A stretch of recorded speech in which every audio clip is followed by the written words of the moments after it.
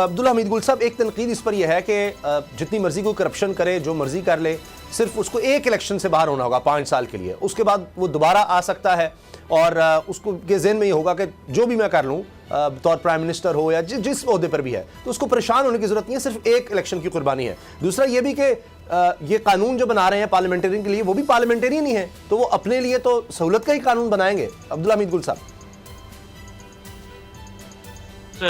کھیل کے اندر صرف عوام کا نقصان اور ریاست پاکستان کا نقصان ہوا کرتا ہے، اور میرا خیال ہے کہ جو سوالات آپ نے اٹھائے ہیں بطور ایک اینکر کے، دیکھیں آپ کا تو کام ہے کہ آپ عوام کی جو رائے ہے وہ لوگوں تک پہنچائیں اور اس کے اوپر سوالات اٹھائیں، اور یہ بات جو آپ نے کہی ہے بالکل عوام کے دلوں کی نمائندگی کی آپ نے۔ اب اس کے اندر جو دیکھنا یہ ہے کہ اگر ہم نے یہ دیکھا کہ جب بھی کوئی بل بنا تو اس کے اندر پارلیمنٹیرینز نے اپنے مراد کے لیے، اپنی سہولت کے لیے معاملات کیے۔ پی ڈی ایم نے اپنے جانے سے قبل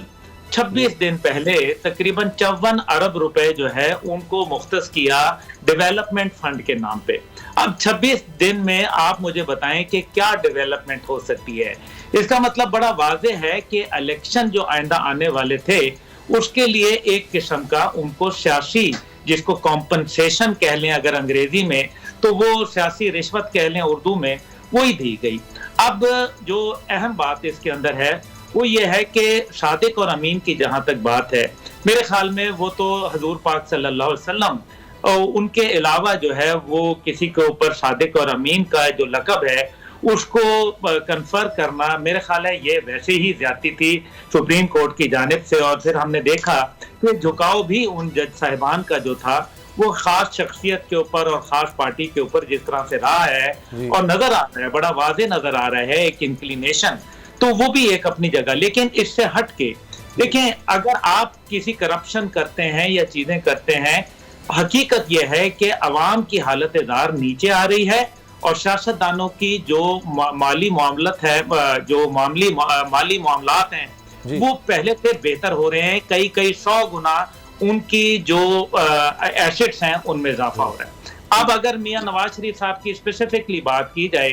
تو کیا ہم ان کو صادق اور امین کی کسوٹی پہ پرکھ سکتے ہیں؟ کیا یہ حقیقت نہیں ہے کہ معاملات جو ہیں وہ خراب ہوئے؟ آپ صادق امین کہیں، سچا اور ایماندار کہہ دیں، سچا اور امانت دار تو ہونا چاہیے۔ آپ ایک دیکھیں، یہ تو سچائی اور امانت داری تو ایک بنیادی ہے نا، لیکن ووٹ کی بھی تو امانت ہوتی ہے۔ کیا دیکھیں نا، بات یہ ہے کہ آپ اتنے عرصے ملک سے باہر اتنی شاہانہ زندگی کیسے گزار سکتے ہیں؟ اور پھر جو ایون فیلڈ وغیرہ کے معاملات تھے، اور ابھی جو مریم نواز صاحبہ کے جو ایسٹس آئے ہیں سامنے، مجھے یہ بتائیں کہ کون سا کاروبار کیا ہے؟ حقیقت یہ ہے کہ کون سا ایسا، اور اسی طرح بلاول صاحب کے اوپر بھی بات کر لیں۔ جہانگیر ترین صاحب تو چلے ایک نون بزنس مین ہیں، اور آج سے نہیں بلکہ پچھلے کافی سالوں سے اور آبائی طور پر ان کا ایک کاروبار ہے، لیکن باقی لوگوں کے ایسٹس جو ہیں وہ غیر معمولی حد تک ان کا اضافہ ہونا، یہ میرے خیال میں قوم کے دلوں میں شکوک و شبہات پیدا ہے۔ اضافہ بھی، اور میاں صاحب کے تو بڑے تیزی سے کم بھی ہوئے ہیں اور ٹیکس بھی اتنا نہیں دیا، لیکن میرے خیال ان کے پاس جواز ہی ہوگا، پچھلے 4-5 سال میں اگر 8,000 کل ملا کے میاں صاحب نے ٹیکس دیا تو یہاں تھے ہی نہیں۔ اگر آپ کو یہ ویڈیو پسند آئی تو سبسکرائب کریں اور بیل پر کلک کریں۔ سبسکرائب کریں اور بیل دبائیں تاکہ کوئی خبر رہ نہ جائے۔